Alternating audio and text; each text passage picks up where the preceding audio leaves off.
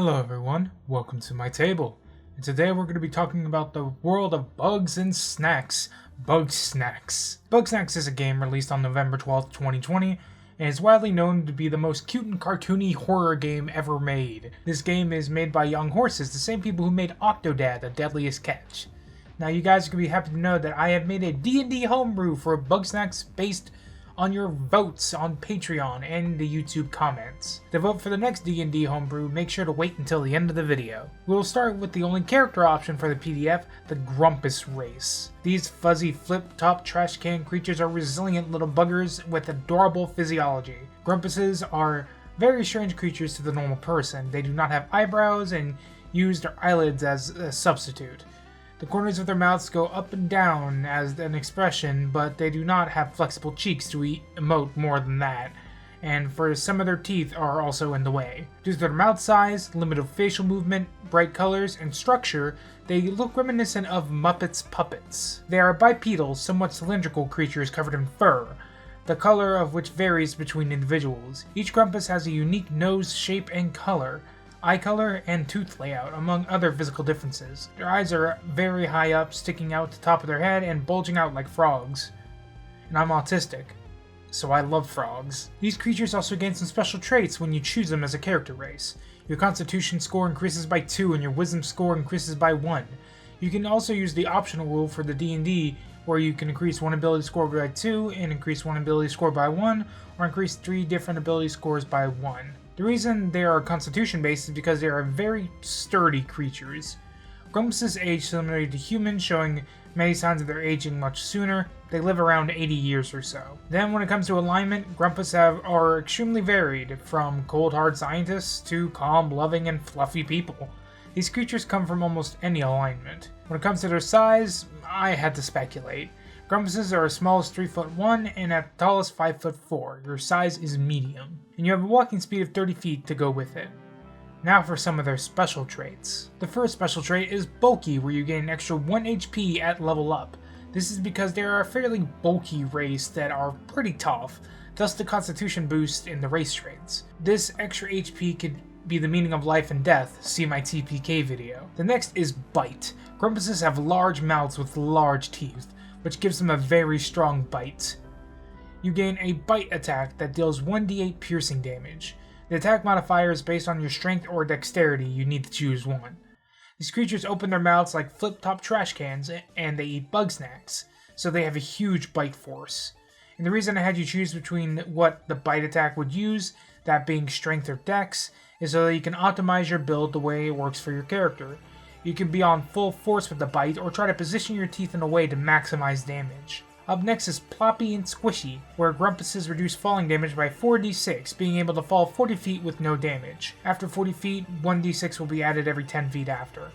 This is because the journalist, or your player character in the game, falls at least 40 feet at the beginning of the game and receives no injuries that hampered their movement or mental ability because they didn't hit their head on anything. So I thought this would be enough fall damage reduction for this race. Lastly, you have dark vision and you speak Sylvian and Common. Next is the bestiary, in which I will try to present one of each letter of Bugsnax, that way I don't go through every single Bugsnax. Now note, when it comes to Bugsnax, they have a base stat array, with strength and dex being lower depending on the snack, but with constitution, wisdom, and charisma being mostly similar with a few outliers in the PDF. Not only that, every Bugsnax has a false appearance ability, making it so that when they remain still, it would be hard to tell the difference between a Bugsnax and the actual food it is based on. One thing most Bugsnax also have in common is that they are a challenge rating of 1/2.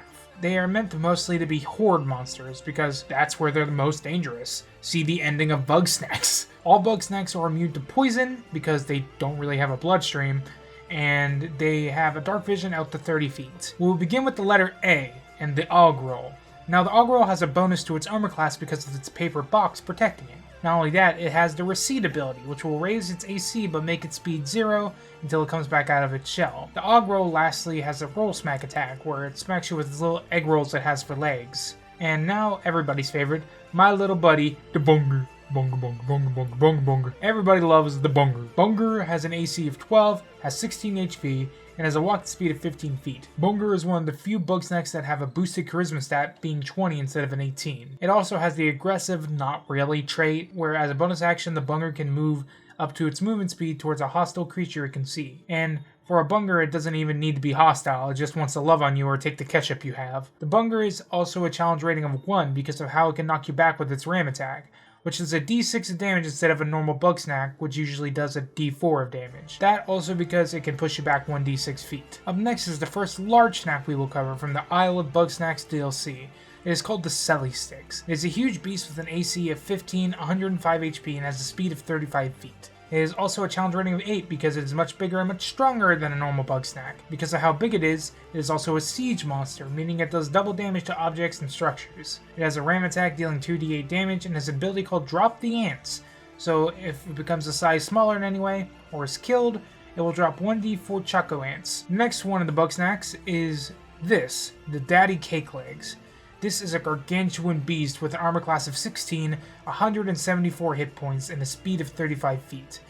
It is also a siege monster and is aggressive just like the Bunger, and it has an ability called Multi-Layered. Once the Daddy Cake Legs reaches 100 hit points, it loses its lowest cake layer, spawning 1d4 baby cake legs and increasing the Daddy's Cake Legs speed by 10 feet. This is a lot of cake legs. This happens again when it reaches 50 hit points. It has a challenge rating of 10, and it has a ram attack dealing 2d8 bludgeoning damage, as well as an ice throw and an icy wind attack. The ice throw is just throwing some ice at the target, dealing 2d6 bludgeoning damage, while the icy wind is what happens when Daddy Cake Leg loses 30 or more hit points. Once he does, he can use this attack. All creatures within 30 feet of the Daddy Cake Legs must make a DC 17 dexterity saving throw, and on a fail, they are launched 45 feet back away from the Daddy Cake Legs and take 14 or 4d6 cold damage. On a success, they are only pushed back 20 feet and take half damage. Up next is E. And the only E Bugsnax, the Eggler. It is only 7 hit points, it can only move about 5 feet per round. This little guy is actually the only creature I could think of that can do negative damage to you. It doesn't heal you, it just doesn't do any damage to you. When it attacks you with its Yolk Touch, it does 1d4 minus 2 damage. So if you roll a 1, it'll do negative 1 damage to you. This Bugsnax is so weak and easy to catch, it's easy XP, even if it's only 10, because it's a challenge rating of 0. Flutterjam is in a similar boat, being a challenge rating of 0 while having a flying speed of 15 feet and AC of 15 because they are harder to hit, and can actually do a little damage. For G, we have the Grape Skeeto, a flying Bugsnax that is a challenge to catch normally. Even Wiggle and Gramble had issues with them. It is a fly speed of 15 feet and does a poke attack. Nextly, we have the Honeybee, which has a flying speed of 15 feet, has an armor class of 14, and has a Honey Touch attack that can slow down what it is fighting. It will slow a creature it hits with its attack by 5 feet, but the effect does not stack, or else that would probably be too strong. Up next we have is I, and we have the Instabug, the influencer Wiggle wishes it could be. It has the ability Not Camera Shy, makes it so that it will come out and pose in front of any camera that it can see. Ready to JoJo pose, pose, pose, pose. Next is K, because there is no J Bugsnax. We will be looking at the Quookie, a speedy little critter with a walking speed of 65 feet. It has a challenge rating of 1 because of how fast it is, and that it does a d6 of damage with its ram attack, again because of its speed. For the L, we have the Lullib, which has a flying speed of 15 feet, uses the tongue slap attack. And the next is the letter M, with the next boss Bugsnax, the Mama Miwan. The Mama Miwan has an AC of 17, 138 hit points, and a speed of 25 feet. It is a siege monster as well, and is aggressive. It also has an outer shell. Once the Mama Miwan loses more than 70 hit points, it will transform from its Mama form to its tank form, where the top half of the Mama Miwan will detach, and she will gain a 15-foot bonus speed to her movement. As well as she is also a Mama Bear, where she spawns with 4d4 wee Melons, and she will attack anyone who tries to catch them. She has multi-attack, a slam attack which does 2d6 damage, and a spinning ram attack that does 2d8 damage. Up next we have the Millimochi, a large beast from the Isle of Bugsnax DLC. It has a 14 AC and has a speed of 15 feet. It has a challenge rating of 3, and it has a chilled ram attack doing 2d6 damage. Brrr. Then we have the next boss Bugsnax already, the Matza Supreme. If you can reach him, he has an AC of 15, has 174 hit points, has a flying speed of 35 feet, and has a challenge rating of 10. It is a siege monster as well as the other Bugsnax, and has a flyby ability, meaning that it will not provoke opportunity attacks when it flies out in front of enemies' reach. It is also aggressive, has the evasion ability, meaning that the Matza Supreme is subjected to an effect that will make it make a dexterity saving throw. It'll only take half damage. The Matza Supreme takes no damage instead if it succeeds the saving throw, and only half damage if it fails. It has a whirlwind attack that smells like pizza sauce, and it has a range of 55 feet. dealing 2d8 damage. It has a Bombino throw that does fire damage and summons Bombinos. Lastly, it also has the Frightful Presence ability, which it can use to fight creatures near it. Next is the Noodler, another Bugsnax with a 12 AC and a special ability, the Flame Body. That makes it so that the Noodler is constantly on fire unless extinguished. Any creature within 5 feet will take 1d6 fire damage if it is still ablaze. There's plenty of ways to put it out, like making it touch a cold creature like a Peltos, or throwing a bucket of water on it. Speaking of Peltos, that's the next Bugsnax we're going to cover, which is the Peltos Grande. Being a medium-sized class with an AC of 14, is it a bit stronger of a Bugsnax. It has a chilled ram attack dealing 2d6 cold damage. The next is Pinkle, which has an armor class of 15 and a speed of 15 feet. This little guy has a challenge rating of 1. It has a protective jar feature which allows it to go into its jar, making it have an 18 AC, and its movement speed becomes 0 and it cannot attack. Challenge rating is because of that ability, because 18 is really hard to hit at the lower levels. Up next we have the Praying Picantus, the bastard I dislike the most. It has an AC of 14, 19 HP, and a speed of 15 feet. It has a challenge rating of 3, which will be explained in a bit. It has the aggressive feature as well as the flame body feature. Lastly, it has the break apart ability, which gives it its challenge rating. When this creature reaches 0 hit points, it will fall apart into a cheese poof, 2 taco roaches, and an enchilito. It also has an attack which gives it its challenge rating, doing 2d6 fire damage. Up next is the Rudel, which has a 12 AC and a speed of 10 feet, but a burrow speed of 15 feet, being a little faster underground. It also has a ram attack, dealing a d4 bludgeoning damage. Up next is the Sandopede, a Bugsnax with a speed of 15 feet and always travels with 4 other Sandopedes. It has a challenge rating of 1 because of something special they have, which is the Pack Tactics ability. The Sandopede has advantage on attack rolls against a creature with at least one of its Sandopede allies within 5 feet of it, and its ally is not incapacitated. That's the last Bugsnax we're going to cover, and we're going to move on to the spells. Missing the last few letters won't hurt anybody. The first spell we're going to be covering is the Aspect of the Bugsnax. All classes can learn this spell, and it takes an action to cast and has a range of touch.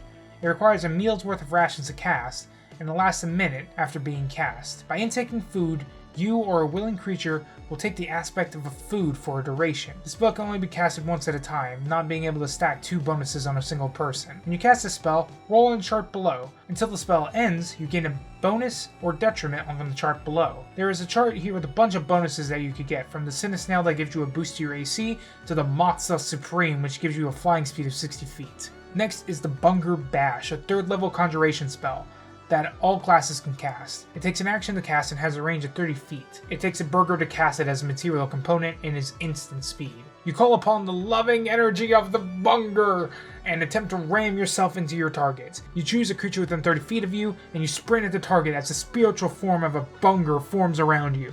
You ram into the target, making a melee spell attack. On hit, they take 4d4 damage and are knocked 30 feet back. On a miss, they don't take any damage and are pushed back 15 feet. At higher levels, when you cast a spell using a spell slot of 4th level or higher, the damage increases to 1d4 for each spell slot above 3rd. Then lastly, we have the Scoopy Banoopy Claw Rooney, which is a spell that bards, clerics, druids, sorcerers, and wizards can learn. It takes an action to cast, has a range of 10 feet, and requires a scoop of ice cream to cast, and is instant. You summon a cold banana claws that clomp down on the creature within range. The creature must succeed a strength saving throw.